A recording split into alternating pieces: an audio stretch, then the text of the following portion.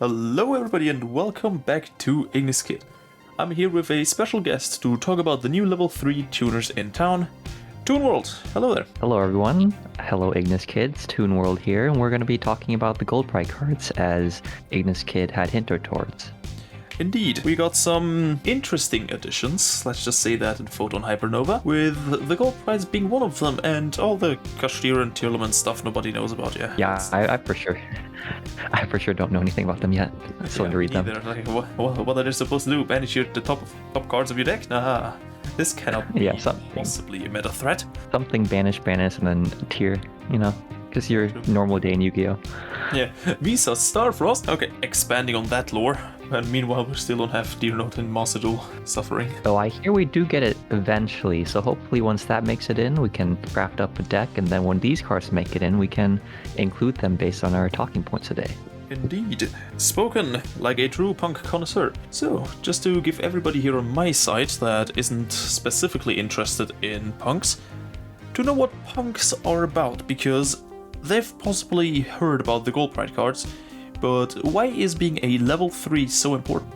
Well, what's key here, Igniskidd, and to all of your viewers, basically all of the punk cards themselves, or I wouldn't say all of them, but the majority of their tuners are level 3, and so the fact that we have more level 3s here not only gives us potentially rank 3 access, but also some nice synchro access, which was a little bit hard to get to before. True that. And speaking of synchro access, one of the biggest players in punk decks for a while has been Hulky and the good old Auroradon. Myself coming from a speedrun background, Hulky Firebricks not being that important, but the ban of Auroradon was interesting to say the least. Also tragic. Yeah, very much so. He has been ever since sleeved in my binder, awaiting the chance to return. How has that impacted the punk strategy at all? Well, it has been quite a while since Auroradon's banning, so we have been able to adjust since then. But essentially, after that ban list, Hulk was still available, so the deck was still sort of a Hulk Turbo engine, and like it happened prior. But then we got Deer Note, and so... Oh, and then after that, of course, Power of the Elements, where we got our great field spell and Synchro Monster.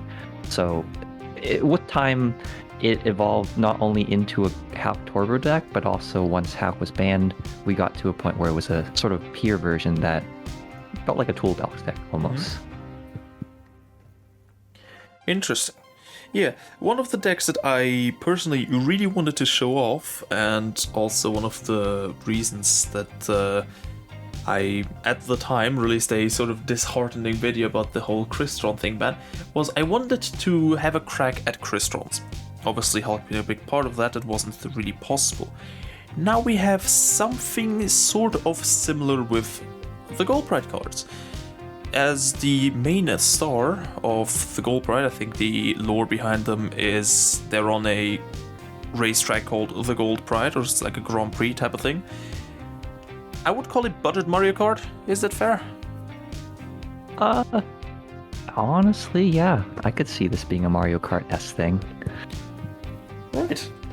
So, instead of Gold Pride, it's now budget Mario Kart. Nice. And with speed comes Synchro Summoning, and with Synchro Summoning comes... What was it? Clear Mind? So... Yeah, so sorry. Bad. I'm just remembering the song, but it's a good joke. It's a good show. Yeah, same. So, and with Clear Mind comes Synchro Summoning on your opponent's turn, which is something that the Gold Pride cards do. Namely their flagship card, Gold Pride Leon.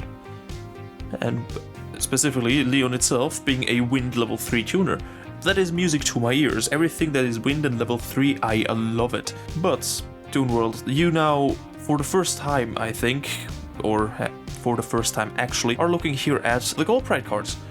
What do you think of Gold Pride Leon so far?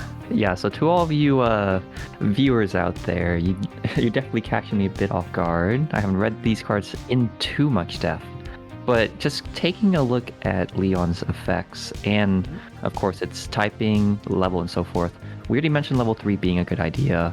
It is a tuner. I don't know if the warrior aspect has any relevance to P.U.N.K, since P.U.N.K itself are mostly psychics. True. I think the warrior typing might be better for other variants that might arise. The effect of Leon itself is the most interesting part, though, as you'll see with this card, and I skimmed a little bit over the other cards, but all of these Gold Pride cards do rely on less life points, and P.U.N.K does, in fact, decrease your life points with their effects. So there is some nice synergy already in play here. Otherwise, regarding Leon, I do think the quick synchro summon effect is pretty useful. In P.U.N.K, we rely on a card called Yukio P.U.N.K Shirakusai to make quick synchro summons during our opponent's turn, but it is only limited to P.U.N.K cards. This one is limited to Gold Pride cards, but that does give us at least some more advantage, since it seems like you can just summon this for free and then make a synchro summon. So overall, I think it will be a nice inclusion. There is a non-tuner which is most likely going to be better, just because all the P.U.N.K level 3s are tuners, but regardless, I do think Leon will definitely see play to some degree. And something that comes to mind is a variant of P.U.N.Ks that I personally really wanted to play, which was P.U.N.K Phantom Knights. Phantom Knights mostly warrior based, right? Prime rotor target, in my opinion. Oh yes. And now that you bring that up, you could technically use this to make Cherubini. It is a level 3. Yeah, and there are no restrictions on its effects bar the special summon. Yeah. So that could come up. You're right. Moving on from the star of the show, well, if we go by the card art and then the later Synchro Monster, to, well, the second place, Captain Carrie, the normal level 3. Did you want to add anything about this card? Really, no, I'm giving you free reign here because I've read most. Okay, well, in my eyes, this card is definitely a lot better than Leon, at least for P.U.N.K, mainly because, again, the fact that it isn't a tuner means that you can actually use this as the secondary synchro material for your whatever synchro monster you're trying to summon. And I did get to look at the trap card, so the fact that this card does search the trap card, which is essentially a Raigeki break, means that this will, if you do build this variant, this will definitely be, I could see it being a 3-of or so, just because of the fact that, again, lets you access synchro monsters, also lets you search a trap card. I don't know if the, let's see, card sent to graveyard. The last effect isn't too relevant, but I think the fact that it is a free special summon, given P.U.N.K's LP lowering effects, and the fact it searches the trap, and of course the fact that it can be used as synchro material pretty freely, will make this a very prominent card in our deck list should we build that combination. Yeah, and also given the prominent fact that it is a free special, so extenders for days. That is true, yes. Yeah. We can always use it, again, XYZ summons, going back to your PK engine, we could also put in that. There's definitely a lot of potential here. Also, the trap itself, being a Raigeki break, is one of the many factors that I think makes this great. We'll obviously come back to the trap once we obviously get there. We're going through the monsters first here. But one thing that is interesting to me is the banishing effect, because this is probably only the first wave of Gold Pride cards that we get, being a TCG exclusive, I assume, is that if you banish up to, and not specifically 3, Gold Pride monsters or different cards, which includes the trap. So if you fire off the trap 3 times, you have essentially a free 1.5k on any form of Gold Pride monster for the extra deck, which does turn into a really sizable beater. That is true. And as you said, there could be more waves. So maybe there could be some banish synergy there, like maybe it's like Giant Rex for Dinos where you banish it, it summons itself. They could get something like that. And then I did want to sort of fix what I said earlier. I realized that this effect could come into handy with P.U.N.K, because I know some people are playing the Nemesis package and you do require a banished monster to summon a lot of the non-big monsters. So this actually could be a lot more useful than I thought. So I'm glad you were able to capitalize on that. I completely missed that. Yeah, no worries. That's why there's 2 brains and not 1, because half a brain cell, half a brain cell makes a single brain cell. Let's go! Fusion summoning. Indeed. Well, that's the theme. We're synchro summoning brain cells. Yeah, that's more fitting for the video. Captain Carrie, out of 5. Let's just rate all of these out of 5. How much out of 5 would you rate Leon? Leon, I think I would need to do some testing with the versions because. Okay, so I know you said that.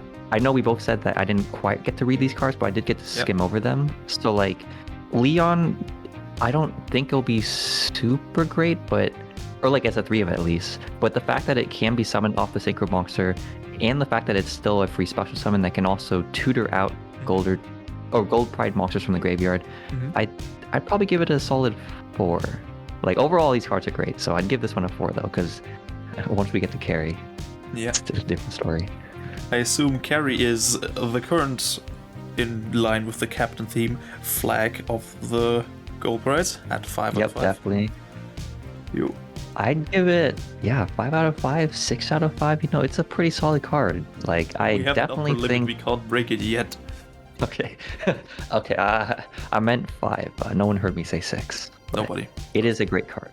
Great card. And just in case, Editor Kid can just go back and voice over the 6. Trust me, he does that. You can. Nobody knows, unless this part makes it in. Haha. Homebrew content, right? Indeed.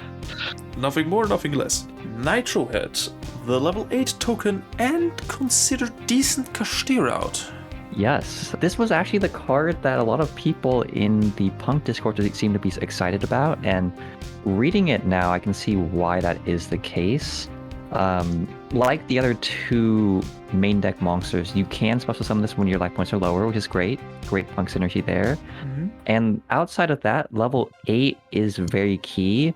A lot of the P.U.N.K monsters do have level 8 in their level. You have Foxy Tune, Ogre Dance, also Dragon Drive. And we were playing rank 8s in the past, though they weren't always easy to access because you'd oftentimes you'd need to, it wouldn't be as easy to get level 8s on the field. This obviously helps to remedy that, and with the upcoming arrival of Therion Sargass, the new rank 8 XYZ for that deck, this has some neat synergy, not only in, I'd assume, Gold Pride P.U.N.K decks, but also either some sort of triple deck between Gold Pride Therion and P.U.N.K, but also just Therion P.U.N.K as a standalone extender. Outside of that, the token is nice. It is a disruption, so you know, if you don't use this for an XYZ summon, you can always use it for that pop effect. Otherwise, I'm not sure if I'm missing anything else about its attack, its type, or fire attribute, but great card overall. I'm sort of on the same boat. I think it is a really, really nice card, especially when it comes to the grind game stat. Because worst case, special summon this in defense, 2600 is still nothing to scoff at. Like if you're in a top deck war against, I don't know, insert generic deck here. Yeah. Let's just say Flunder or something. Flunder definitely. Flunder, yeah. The top deck Flunder, name a worse combination of 2 things. Yeah. They still can make the M-Pen, but 2600 is still a really, really nice defense stat. Also with 2300 attack, it's also a sizable beater. Let's say you're just like shy a couple life points away from closing it out.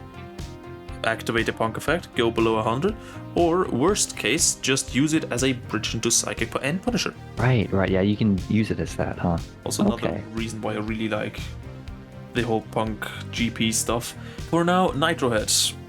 Level 8 token gen, decent field clear, really gamer effect though, and a free level 8 on the board. Out of 5, how much would you rate this? Given the amount of love this card has from the P.U.N.K community, I have to give it a 5 out of 5 or I might get scalded. It's a great card. Like I definitely. No, yeah, honestly, it's well-rounded. Like, I was gonna say maybe you could search a card, but then honestly, that would make it too like jam-packed. So I think it's a great standalone. It would make it too bad to just run it GP. Like you would see this card everywhere. Yeah. Maybe not even P.U.N.K. Yeah, you would see this everywhere. I mean, Jesus, Galaxias would probably run something that would make them pay life points just to get the free 8 on board. You know what I mean? Yeah, honestly. So, that is all of ye olde monsters gone, already gone through. Next onto, and I love myself long spell names, Gold Pride. Dash, the crowd goes wild. Their resident Rhoda, pay life points to enable gold prides, and yeah, just overall, I'm going to search my cards now. Card that every deck has these days, or that has been released 5 years ago. Yeah, this is one of those weird cards because you see all these decks nowadays just get straight up Rhodas, but this is one of those cards where you do have to reveal gold pride already in your hand to search, which isn't necessarily bad. With P.U.N.K, the field spell does allow you to draw 2 cards, and so it is possible if you don't have a name already in hand, you can do your P.U.N.K combo, draw into another gold pride card. Though, just the fact that it isn't a straight up Rhoda does make it somewhat awkward. Nonetheless, I think this early on without any future support confirmed, and or we don't even know if they're going to get a different Rhoda, this definitely could still be included. I don't think the special summon effect is relevant for P.U.N.K itself because you're usually lower life points than your opponents, but if you decide to play Gold Pride on its own or maybe with a different deck, I was thinking maybe you could play this with PK instead of like P.U.N.K PK, or maybe some other level 3 deck, BA somehow maybe.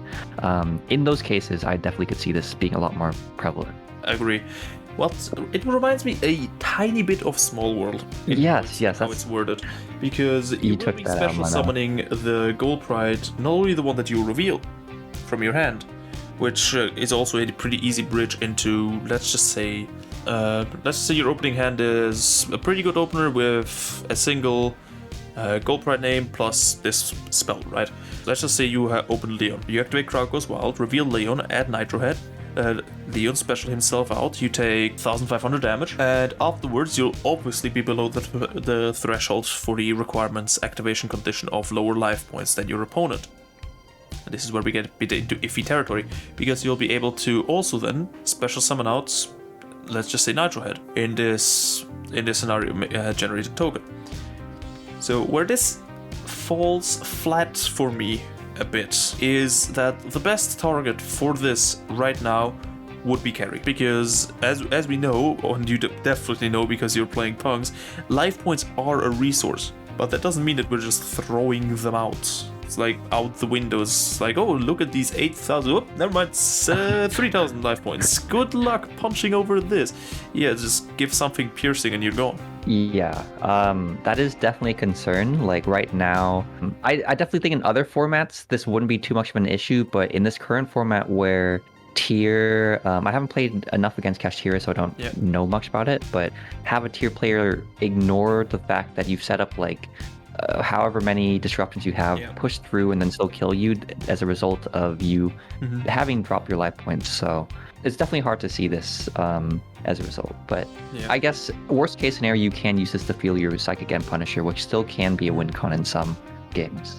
The only thing that like immediately comes to mind to like just offset the negative a bit, but also then get rid of the benefit of the special, but then afterwards, would be to play some sort of Sanavalon Abomination with this. Like just make Link 1 tree, activate Crowd Goes Wild, recover your stuff, get away to pay more life points afterwards, and then special summon out the next gold product. You have to sort of jump through hoops to still get into a comfortable game state that you want to be in, but not necessarily a game state where you're like, okay, now I have to fire like shotgun all of my negates because anything that punches me will break me.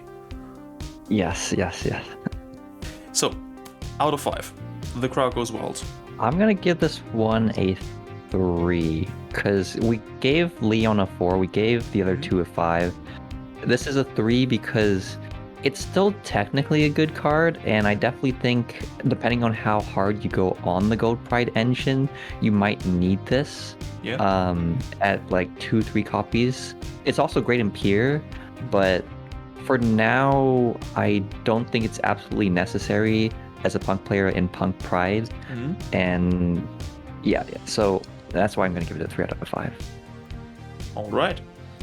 3 out of 5 for the Crowd Goes Mid. So, moving on to the trap card, the one in contention when talking about Carrie. start your engines. Flashbacks to 5Ds. Man, I wanted so much to be real, to just like, motorcycle, duel, yay. It would be cool. I remember watching the first season. It was like, damn, this hits a lot harder than any of the other animes I was watching. Yu-Gi-Oh! Wise. Really, yes, really does.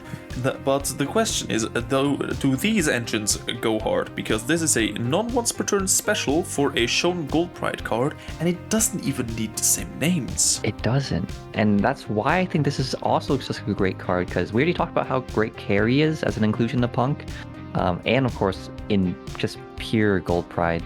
So the fact that both the variant and the pure version of the deck get this amazing trap card is great. Raigeki Break isn't the... Wait, it is a Raigeki Break, right? It is, okay. So well, it's definitely... It's a negative, it's a Raigeki add. And an E-Tally to an extent, yeah. True. So, I guess... It's a Raigeki-Tally? You could call it that. Yeah, screw Gold Pride, Raigeki-Tally. I mean, this is why we should be working economic, right? We can use then names. Again, Raigeki-Tally sounds like a custom searchable E-Tally for Libromancer. Who knows? Maybe we accidentally spoiled Konami's next card right there. Yeah, Konami, I will expect to see the next feature boxes of any set that you release at my doorstep. Also at Toon World's doorstep, because we are not stingy here. We want more cardboard. So yeah. Well, back to the card itself though, yeah, I think it's definitely good. Right now it might seem kind of okay, just because straight up destruction removal is a little bit iffy into tier, but into any other matchup, this card is great. Like again, you mentioned Igniskidd, that it's not hard once per turn. It also summons a Gold Pride, so you could use this in tandem with, say, the Gold Pride Leon to quick synchro summon. Yeah. That is something I didn't know earlier. So I guess that does add to Leon's effect and the 4 out of 5 I gate it. Yep. But definitely think this will most obviously be included to some capacity in every single Gold Pride list, because the number is going to vary depending on the player, but it's an amazing card for sure. Because you can Rota it, or tutor it, or whatever you want to call it, with Carrie, and Carrie being sort of a mandatory 3-off, I don't think running more than 2 copies, like in like current format, will be something most people will go for. Maybe only just a single copy. Yeah. I definitely... One thing we didn't quite talk about, I guess, is the fact that it does require you to run a bit of Gold Pride names, which could be a downside for not necessarily P.U.N.K, because I definitely think we have the space to, but for other decks if you decide to splash this in, because yeah, you might not have enough space. But I think, as you had said, definitely still a one-of in every Gold Pride deck that we can find at the moment. Alright, then, do the engines actually start up, or do they fall flat? Out of 5? Definitely 5 out of 5. No question. 5 out of 5? I think every P.U.N.K player, every soon-to-be Gold Pride player, every either of those players that are just observing from a distance, this is definitely a great card. Agree. Like, full stop. It is a really, really good trap card. It is really solid. It reminds me a bit of what's its name? Speedroid Duplicate. Have you ever read any Speedroid cards, by the way? I have read a couple. I'm not like a obviously intense Speedroid player, but I have looked into the archetype because it did interest me. The anime was a good source, and then also just the fact that synchro summoning is a cool mechanic, but it is not super in depth. Speedroid has a very interesting trap card called Duplicate, and Duplicate is essentially a banned card, so to speak, because its effect is literally level eater. Reduce the level of a Speedroid by 1 and special summon it as a level 1 tuner. So worst case scenario, you can always dump Duplicate and level eater into whatever level you desire of a monster currently on field. Given Speedroid has a level 5 extender, you can easily go into a game ender like Chambara.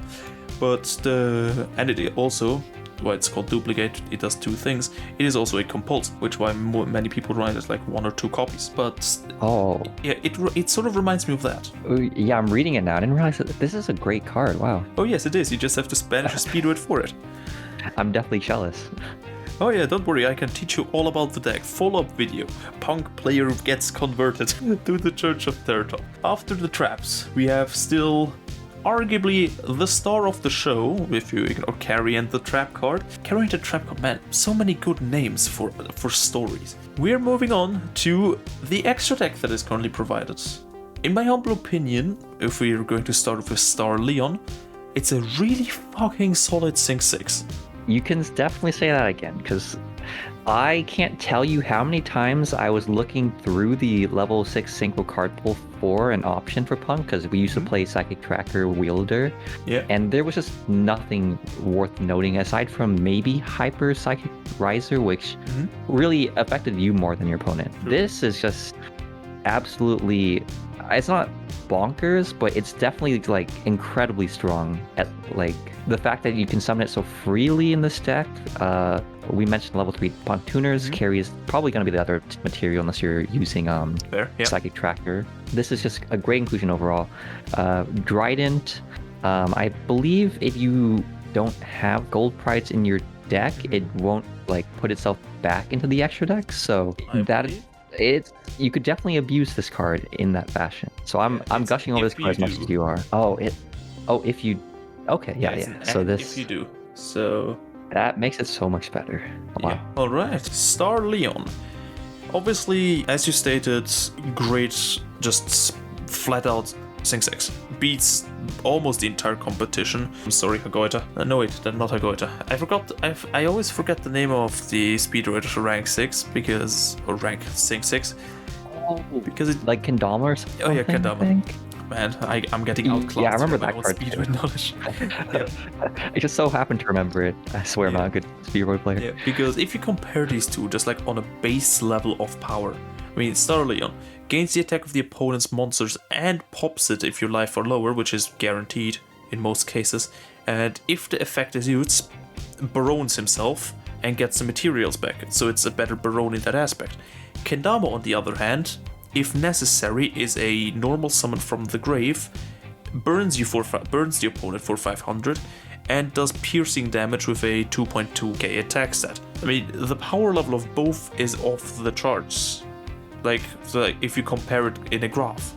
Like as much as I love the Pointy Boy himself, this is just way better as a generic Sync 6. This thing is generic. Like you don't even. I can definitely. Or no, sorry, you go. Yeah, you don't even need gold pride cards to make this thing. It is a free light, so you can banish a light in the dark now for Chaos Roll. Oh, never mind, that's dead. Rip. Rip the boy. And it even gets your materials back. So if you want to, you have quick access to removal and a body on your side of the field. So worst case scenario, somebody wants to imperm your Leon on your turn that wants to resurrect another gold pride in case of there not being enough gold pride monsters or spaces on the field. For Arm the Grave back on field to get that back into rotation. Chain Leon again, make him, pop your opponent's card, laugh about it, go next. It's for a Sync 6. That kind of versatility is awesome. Yeah, definitely unparalleled for sure. Unparalleled. I definitely think you viewers can tell Igniskidd and me are on the same wavelength as well. This is a 5 out of 5, no doubt. Yeah, this thing is awesome. I mean, I love stuff like this in general. Firstly, I'm a purveyor of various different archetypes, or an enjoyer of various different archetypes, and stuff like this is exactly what made me fall in love with the card game in the first place, right? It's just cool, funny stuff like this. That's just like, wait, you actually did that? You can do that? Like, let me read that. It's like that kind of reaction to an effect is what I think makes a card good and fun to play against. It definitely separates it from other card games where you might have rotations. Like this game, you'll get a new card and then some random card from like 2007 or something will pop up again or something. It's great. It's just, have you missed me? It's like the one insect used for fusion summoning. It was, I'm back. Right. That beetle thing. I remember that. Yeah, the beetle thing. Alright, moving on from the best summoning mechanic in the game to sort of my early home turf and namesake summoning mechanic, Link summoning. Link to Nitro Blaster, a 2300 pyro effect Link 2, which has a targeted pop, almost guaranteed, and then Spriggan's ship affect the goddamn monster. It's... yeah, I'm at a loss for words, because stuff like this is what makes me genuinely happy. I definitely think... so this is a card that probably caters more towards pure gold pride, because there's definitely going to be situations where you have Leon, you have Carrie on field, and P.U.N.K gold pride, use that to make this, but realistically this is probably more common in Pure Gold Pride. And for Pure Gold Pride, this is definitely almost, if not, it's hard to say if it's better than Leon. I think Leon's definitely better because it's generic.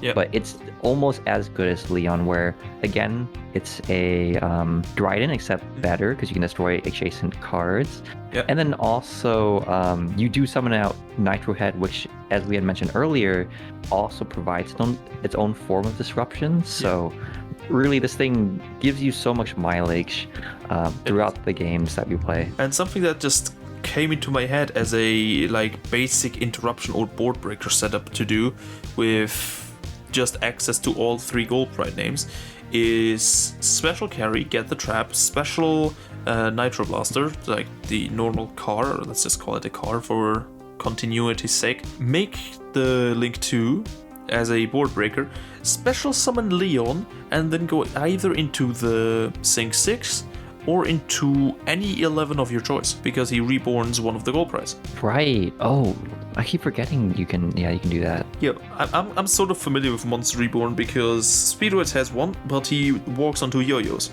It's double yo-yo. But he has the prerequisite of being normal summoned. And every time I bring Speedoids to locals, the biggest thing that annoys me that one card in my deck does not do, which almost every other Speedoid does, is to have an effect on special summon. And I guess Terratop does, but yeah, Terratop does, and so do Taketomborg and Carturbo. Then, however, Carturbo is more of a restriction extender as a level 3 win machine, but then banishes Engrave to give every wind on your field +8. So it is also a good boy. What irks me a bit about the card, as good as it looks, and I mean, look at the card, it looks absolutely fantastic. It's he's just going off to space and he wants you to know it, is the destruction effect. Because it's, as it reads, is you can target one monster your opponent controls, destroy it, then if your life point are lower than your opponent's, you can destroy all cards in the adjacent monster and spell trap zone. Only use this once, then spin back, special summon a Gold Pride Nitro Head from deck or grave. So in requirement for this effect to go through is the, oh no wait, it's an and if you do. I can't read. I have Yu-Gi-Oh! Player syndrome. My point was to be that most decks will only run a single copy of Nitro Head, or 2 if things are getting spicy, or if you're really crazy and you just want to reveal 3 Nitro Head off the trap. Yeah. I mean, I definitely think for Punk Gold Pride you could probably play 3 Nitro Head, but yeah, usually in non-Punk versions you probably see only, as you said, 1 or 2 maybe. Then somebody can just call by the Nitro Head and, oh no, it's gone. But yeah, that isn't a issue because it spins first and then checks for summoning of a Nitro Head, if I read it correctly, or interpret it correctly. Somebody call Coder! If only we had him on speed dial. If only we had him on speed dial, man. Glasgow Yu-Gi-Oh! Needs to come through. Out of 5. Well, since I'm approaching this as a Punk player, I'd give it like a, let me think, because I gave Crowd Goes Wild a 3 out of 5. Yeah. I'm personally, in terms of Punk Pure Pride, I'm actually not a huge fan of it, so I'd probably give it a 2 out of 5, but realistically I could see it being like a 3 out of 5, and then of course if it gets better support, maybe a 4 out of 5 or 5 out of 5. I think, yeah, it just really depends on what support this deck gets, because right now it seems very reliant on lowering your life points to some degree. True. What I like about it is the fact that it's a Link 2, because it's usually really easy to access. The only thing that's a bit iffy to me is that it, and I would also give it a 2 out of 5, like to put that clear, is what slightly annoys me is the summoning requirement of specifically 2 Gold Pride and monsters with different levels. So you're forced to either give away your Carrie and your Nitro Head, or your Leon and your Nitro Head, unless you have funky level modulation. That's a great point that I did not capitalize on. It's the only thing that really irks me, because I can really see this deck go far. I mean, give this deck access to a level 5 and a level 7 and they'll party. They'll really go hard. The pure version of this deck could be insane. It can, yeah. Because you can go into level 8s easily with a level 7, I mean, Baron, but any other Synchro 10s are on the table, and whatever else funky thing that you can do with this, because the summoning or special summoning requirement of your life points are lower than your opponent's sounds very simple on paper, right? But it opens up this depth of strategy of they can be lower than my opponent's, yes, but to what degree? Because you'll run into what I'm now going to like to call, and people will probably get mad at me for this, is Dark World syndrome. So I've been playing Dark World at home. I bought the Dark World structure deck, right? 3 copies of, and I made my own little like homebrew Dark World deck for $30, right? It's probably as close to a good Dark World deck as I'll get without spending like another $100 on the entire extra deck. And what irks me there is overspending. That like you literally just turbo through your resources and you hope your opponent does not interrupt you. Because after a certain point, your opponent's going to be like, oh yeah, pay 5? Yeah, sure. Pay 6? Yeah, sure. It's going to be At one point, you're going to run out of gas. I don't have too much comment there. Sorry. Yeah, no worries. Like, does this happen in P.U.N.K at all? It's like in terms of running out names? Not running out of names necessarily, but running out of life points to give. The last time I played, I don't think it was that much of an issue. Like usually, I mean, it could just be the fast-paced nature of the format right now, but usually your games end in like 1 to 2 to 3 turns. So if you go first, you usually dump your life points and then you either die next turn, you OTK them the following turn. And then if they go first, you somehow break their board or you don't. So from my experience at least, I don't think it's usually that much of a concern, but in those longer games, I definitely see that being an issue. I remember when I was first playing the deck, or playing against Flunder, for example, like you have to go through a lot of different effects to push through their board, and so you would run out of life points in those cases. So it depends. That's a very, very long way of me just saying it kind of depends, but usually not really. Yeah, because one thing that I really like as I said, just to reiterate, is the lower than your opponent's part. What happens if you can't close it out during your turn and your opponent's life points are lower than yours? That is another good point, yeah. Because I've been reading all these cards thinking like, oh, you usually will have less life points, but in those situations where you won't, that archetype, peer or some sort of variant, it does become incredibly awkward. Yeah, it will also really become awkward in case of your opponent suddenly deciding to have an Upstart Goblin. You never know what you find your locals, yes. Just a little health manipulation goes a long way. I feel like this is something to really watch out for when piloting the deck. Is keep your life points low, but do not let yourself be open to slight health manipulation. Even if you're just taking 50 health more to, I don't know, like pay half your life points, you just solemn somebody. That's going to properly secure you off any form of life point manipulation there is currently in the format, unless I'm wrong and bad reaction to Samochi triggers on damage inflicted too. Imagine. Listen, not imagine. So to round it all out, conclusion, grind game, yeah, sort of questionable, but overall, really, really solid. I would argue. No, yeah, I'm in concurrence. Like this is. I'm looking forward to seeing where people take this deck in the current format and in future formats, and if it gets new support, what it evolves it to become. And speaking of new supports, like people have been in Master Duel really wanting Deer Note to come to Master Duel and the field spell. I don't know if that's already in. What would you personally, if you could just like go to Konami, get your hands on the printing press for the next set, be like, okay, this is the card I want to print the most right now as a support card for anything. What would it be? For this particular archetype? No, just in general. Just to round out the video with interesting information, because some people are nice and they watch the entire video to the end. Hello to those of you that are doing that. But yes, you are appreciated. It's hard to say. I know a lot of my peers they're saying like, P.U.N.K needs something new, maybe Link 1 or something, but for me, I've generally been satisfied with the deck as it is. Like, it's obviously not. It could be better to make it more meta relevant, but it's kind of neat as it is. I'm kind of happy with the way it plays and the fact that it does have flaws, which I guess from a competitive standpoint, there's room to grow. But just as an archetype as it is now, it's definitely fun and it definitely has its strengths. I'll probably, for the sake of answering the question, not dodging it, I definitely just default maybe to what my peers are saying, like, give it a Link 1 of some sort. You can never go wrong with a Link 1 for a deck. I am a Link 1. You are technically, yes. Yes. But Link 1 the subscribe button. Okay. I mean, that's a good way to get people to subscribe. I know. I had to do the cheesy segment. As for what the Link 1 would do, though, actually, you know what? I take it back. Let's just make it simple. Just give the deck another Rhoda or something. Or either Rhoda, another Synchro Monster, or some sort of Link monster that offers more disruption than we already have, which, as of right now, we only have trap cards and the Quick Synchro. In my case, that was 3 cards, but... Yeah, hey, no worries. The more cardboard, the better.